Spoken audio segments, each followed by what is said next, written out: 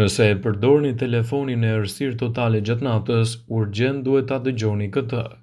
Ekspertët e shëndetit paralajmërojnë për një rrezik serioz që shumë njerëz e injorojnë. Përdorimi i telefonit në errësirë totale gjatë natës mund të dëmtojë rënd syt, madje edhe në raste ekstreme të çojë deri në humbje të përhershme të shikimit.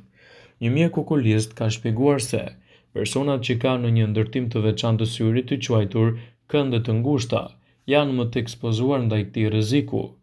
Kur ndodheni në errësirë, bebzat e syrit zgjerohen për të lejuar më shumë drejt të hyjë, por në disa individ kjo zgjat dhe bllokon rrjedhjen natyrale të lëndëve brenda syrit. Si pasojë rritet presioni i brendshëm i syrit, duke shkaktuar një gjendje të quajtur glaukom akute dhe mbyllje të këndit, e cila mund të dëmtojë nervin optik brenda disa orëve.